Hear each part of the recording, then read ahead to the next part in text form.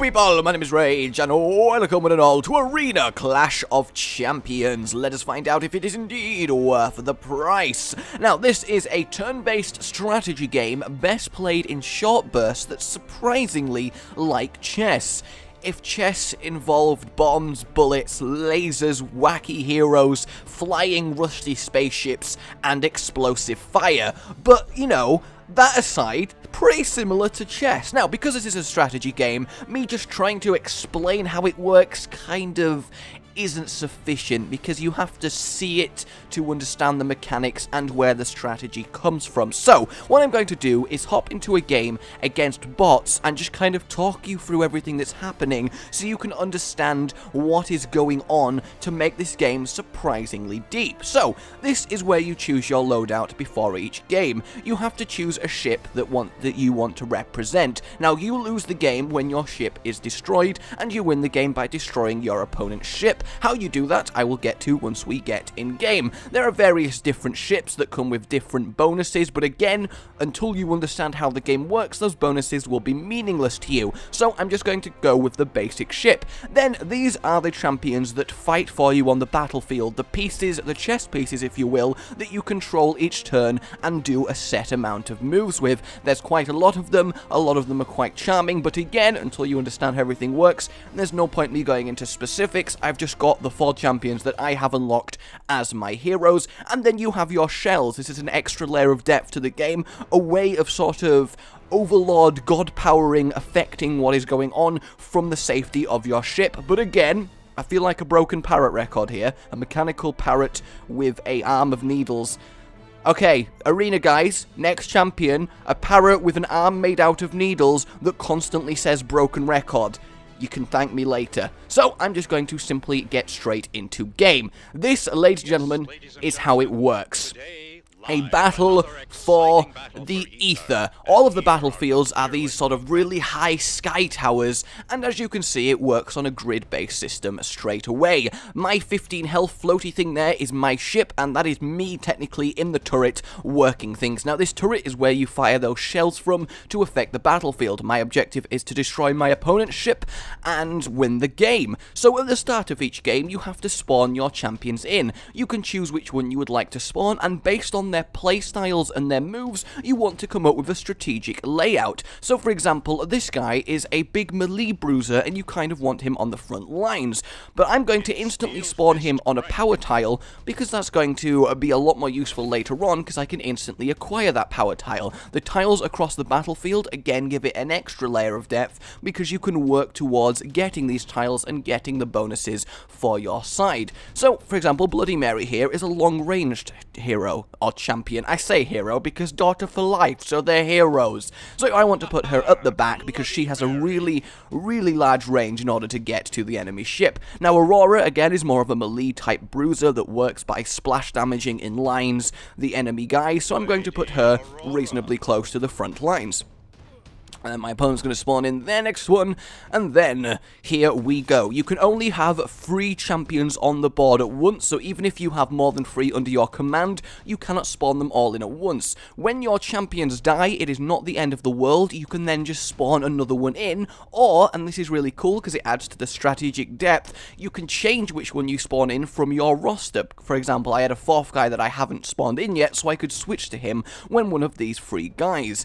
3 guys dies, I kind of combined guys and dies, so I saved wordage. That is efficiency right here. So, you take turns, as you might imagine, from it being turn-based. My first turn is on the guy you first spawn in, so I have got Mr. Cranky here. So I'm going to move him closer to the front lines, but I'm going to leave him in the middle just so he can respond to what's going to happen. Now, I could leave him here, but yeah, I'm going to move him a little bit closer. Now, necessarily, you want to make it so your opponent has to walk to you and then attack, because you get 2 actions per turn. You can either attack twice, or move and attack, or you can use each of the champion's special abilities. For example, Bloody Mary's long shot can fire the infinite range of the arena and hit the enemy ship, or you can do a frag grenade, which is a big AoE explosion on enemy champions. So the objective is to get your guys to the other side of the arena, or board, chess metaphors for the win, and hit their ship for the damage. But obviously their champions are going to be doing the same, and they're also going to be trying to stop you. if you kill a champion, then it does damage to the enemy ship. So you can win by killing champions. So you can either build a team around rushing the enemy ship, or you can build a team about being defensive and slowly wearing your opponents down, or you can build a team about hammering their champions into oblivion. So there's a few approaches you can go. So now that I've moved Bloody Mary onto this tile, I have acquired Ether, which is the resource to fire the shells. So for example, Scorching, I could do free damage to any of their guys once I have reached 4 Ether from stepping on these shells. But you also, tiles even, you also get Ether from doing damage. For example, I've moved, I'm then going to use her long-range attack to destroy him, and that's going to acquire me some resource on Bloody Mary for her special attack. Now, that's not good for my Crank guy. He is quite low, but I can double attack here with Aurora, and that's what I'm going to do, because it will do 2 damage the first time, 2 damage the second time, and down will go the enemy bot Bloody Mary, which will in turn do 2 damage to the enemy ship. But it does give him Aura to use special abilities. Aura? Aether. There's just so many names, so little time. Come on, guys. Give me some break, okay? Give me some break. I have no idea of the words I speak, and that's okay. So yes, you can come back from being hammered, because even having your guys dies give you some resources to try and recover. So it is a very back and forth game. I had a developer session in this game where I was playing with the devs. They were explaining how everything works, and genuinely when they say it really isn't over until the last health point goes from your ship, that is really true from what I found, I have to say. So if I go on this tile over here, this is a stepping on a damaged tile. Honestly, this is a new tile for me, so we're going to explore this together, but it's nice. Stepping on a damaged tile does 2 points of damage to a champion. Oh, that's awkward. A little bit awkward. All I did... should have guessed that, really. All I did there was kill my own guy. So how you're supposed to interact with those tiles is, for example, Cranky over here, the big guy with the robot arms, his special moves are a knockback, which knocks a champion either outside of the arena, which is an insta-kill, or onto negative tiles for their negative effects. So now we know. See, that's what I like. I've played like 3 hours of this, and only now have I learned an extra bit of strategic depth that I can use. So Crank here is on free health, and he's in front of my guy. So instead of use Bloody Mary, I'm going to use one of my special abilities, Scorching, to do free damage to the enemy Crank in order to kill him. Yes, indeed, the Scorching. I love the voiceover guy. It's like a sort of 1960... Is it 1960s? The kind of American suburb, perfect family, lifestyle advertisement on TV type voice, and I really do like that. So now I'm back to my Bloody Mary turn. What I'm going to do is activate her special ability, Long Shot, in order to attack the enemy ship from this range, which is going to do an extra damage to it, and it's very close to being killed. I only have to kill 1 more champion, but it did give him a lot of ether, so he may be able to turn it round. Indeed, he's going to use an ability, Scorching, and kill my Aurora. Yes, indeed. So it's not ideal, but I am still in a very good position for winning this. So, now that I have got to a turn where I don't have a guy to take the turn, I can spawn in someone else. So I'm going to unlock Martel into the battle, and he's a new guy, because I want to use his special ability to finish up the enemy ship, because Martel is a great finisher, because he can sacrifice himself to do guaranteed damage to the enemy ship. So he's a good guy to put out, 1 shot, just so close to winning, but you can't quite get to it. So you see what I mean, the strategy and how everything works. I have to say, this game, at first, I was a little bit disappointed. Everything looked kind of simplistic in how it worked, and I just wasn't... But genuinely, guys, the more you play, the more depth you find, and the more you get into it, and the more, like, intense, gotta win, you start to feel. Now, the opponent has done something sensible here, and spawned their bruiser, big, cranky guy in front of Bloody Mary's line of sight, so I can't just long shot again and deal more damage to the ship. So what I'm going to do is, unfortunately, I'm going to attack Aurora here twice, and this should win me the game, because she's going to take the extra damage. The 2 damage will then go on the enemy ship, and the enemy ship will go down, and I have achieved victory! You earn XP, and you earn money to buy things from the shop. So there you go, everybody. Now that you have a general idea of how the game operates in a backwards and forth type way, I can show you more specifically our overworld stuff. So the shell generator, you go on that, and you acquire acquire shells to use in battle. For example, I'm going to acquire some Scorchings and 2 Aether Discharges. So if I go to Metropole, literally that's all the shell generator is. It just gives you shells every amount of hours. So here we are. In fact, no, it's easier to show you in Draknar Port. This is where you buy new things. So the current ships at the moment are all these guys. The Skybucket is your standard 15 health ship. And then on the other guys, for example, the Sparrow is really small, so its points to actually hit it are a lot less. You have to be more precise, but its payoff is that it has less overall health. Then, for example, the Ark, there's a big gap in the middle, so you can't actually attack the middle. You have to move to the edges. So depending on your champion build, you choose a ship to complement it. Like if I wanted to run Cranks, I'd use the Ark, and then the enemies would be forced to come to the edge of the map to attack my ship. Then I could use Crank to knock them off the side. So everything does really work together to give you that actual build and layout that you want. It's a lot less superficial than it first seems. And then you can buy your shell types. I've only unlocked the first one because I'm a noob, but you can get stuff like healing your guys with shells or doing crazy things over here with the Aether Control Pack.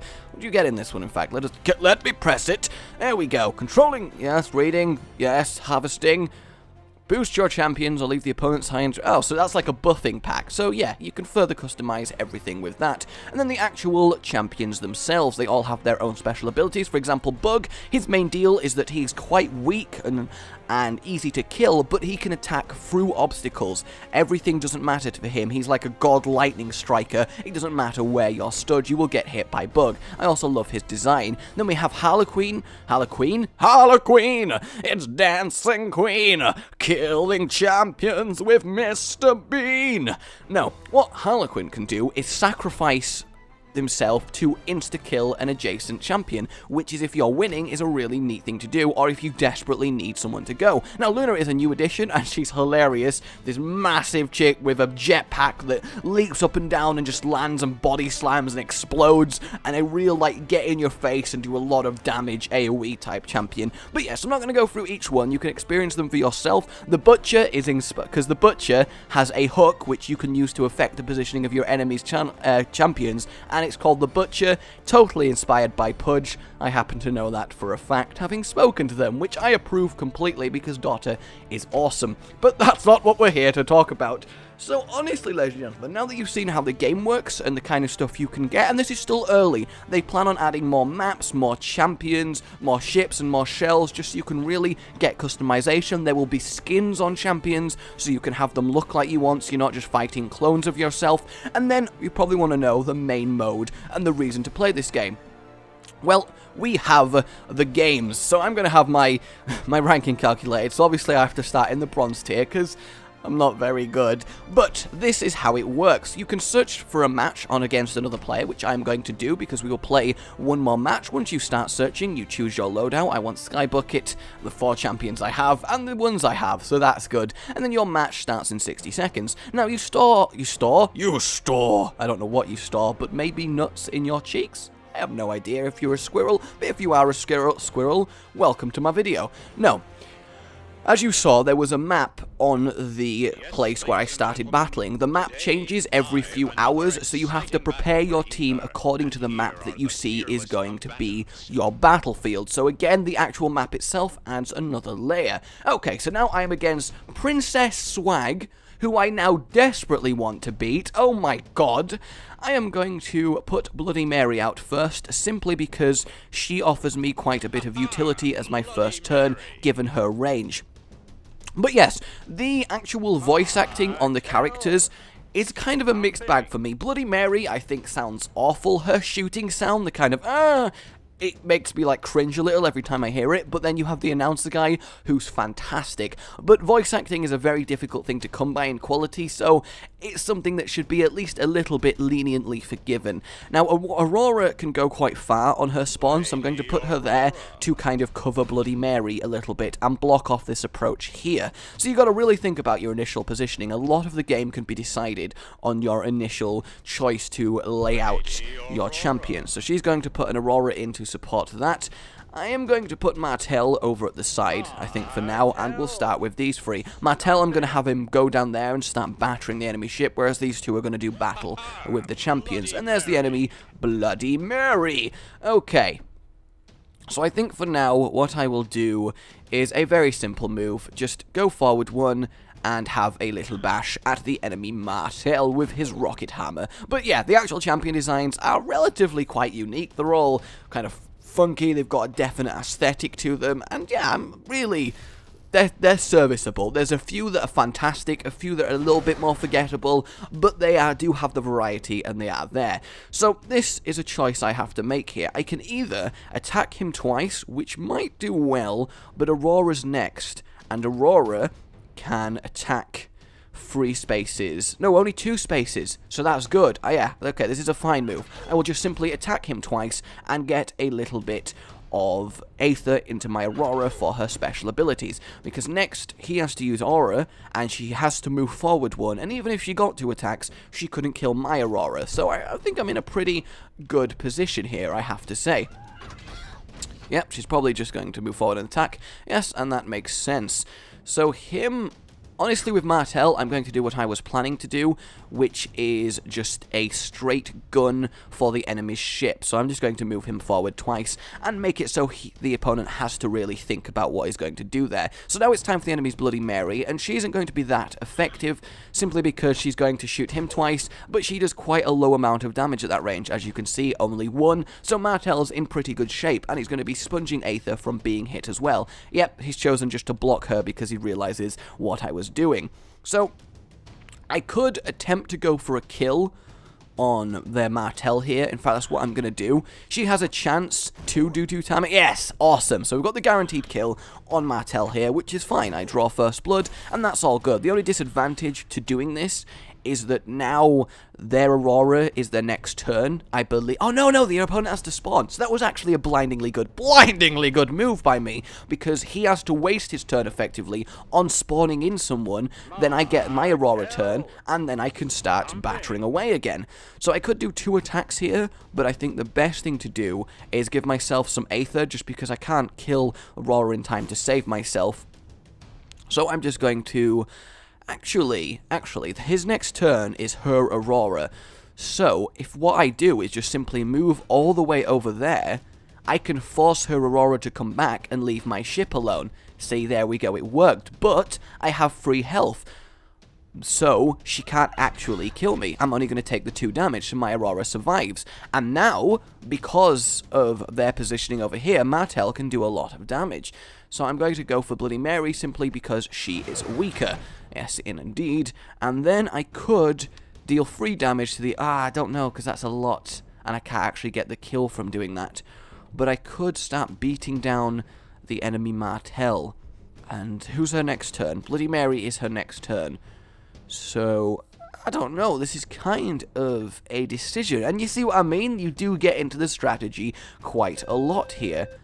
And there we go, I fucked up. See, this kept happening. This is why the devs kept beating me, totally. Is there is a timer at the top that I always forget about that is quite short, and when you're thinking like that, you run out of time. This is why this game is kind of fast-paced.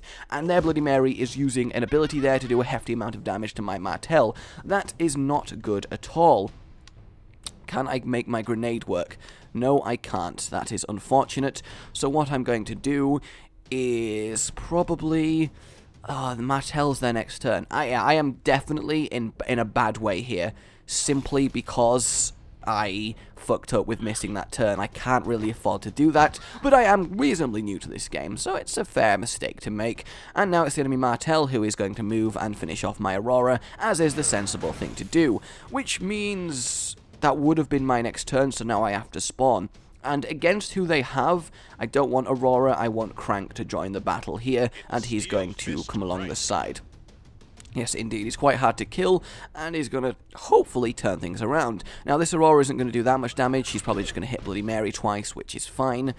And my next move is with Crank, so I can at least kill Bloody Mary with my Crank here, and force maybe a retreat out of them. Yes, indeed. So I will just simply hit Bloody Mary twice over the head with my Hammer of Doom. And boom, bitch! Get out the way. So technically I'm winning right now with more damage on the enemy ship, but it is a very, very close one. And I can afford a scorching now, which is going to be helpful as well. Yay, I've knocked a medal. Kill someone. Yay. Okay, so what I'm going to do here is oh, this is going to be good. So I'm going to scorching the Aurora here, bring her to 2 health. Then with Bloody Mary, I'm going to use her special ability to kill Aurora, do damage to the ship, and do damage to Martel. I am particularly pleased with this move. Strategy, bitches! Strategy! That was excellent, if I do say so myself. I am happy with that move. And next up they have Martel. Martel cannot finish my Martel in 2 moves either.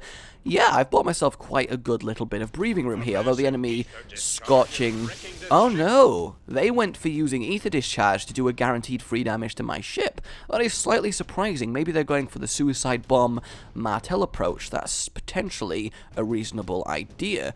I've got 7 Aether, so on 8 I'm going to do the same thing to them because I do have the health advantage here, and there Martel goes.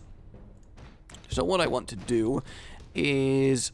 their next turn is spawning a champion, and then I get my Martel, so I can afford... And then it's their crank. So yes, I can afford to just go for their ship at this point. I've got the breathing room to do that. But you see, as I'm playing, you do get quite a little bit of in-depth, and it's good. Yes, indeed. What you got for me, Mr. Princess Swag, who I desperately want to beat? Oh, what you got for me? I need you to tell me. I don't know why I'm getting German here, but I am just going to kill you, Princess Swag. He is running out of time for his turn. Aurora joins the fight in order to protect that. So, I am probably going to sacrifice Martel here because it makes the most sense, but it's pointless to do before... Who's their next turn? Who's their next turn? Their crank, so it's over here. So what I'm going to do is just hit him for the sake of doing the damage, because why not? And then I'm going to sacrifice my Martel here to do free damage to the enemy ship, which is a really good function that he does have, and I love this. This is probably my favourite move in the game. Oh god! Now, I do obviously take the 2 damage for doing that, because I lose it. In fact, no! Oh, you don't! That's cool, so it's even more worth it. So now, obviously, I have the 8 mana to do free damage to his ship, which is fantastic, and then I can move Bloody Mary. Oh, I can't move... so you can't move over there. So the question is this a hittable part of the ship? If I move to there... Okay, let's see what happens. This may be... Yes! Yes! So if I do that... Boom. There we go. Now I've got 9 Aether. I can use Aether Discharge and pretty much just win the game. That's fantastic. And their next turn is their Martel, which again, I'm safe. Crank's not going to die. Yeah, I should pretty much have this one in the bag, which is fantastic. What are you going to use? Scorching, so there goes my Bloody Mary. That's fair enough. She was a big threat over there.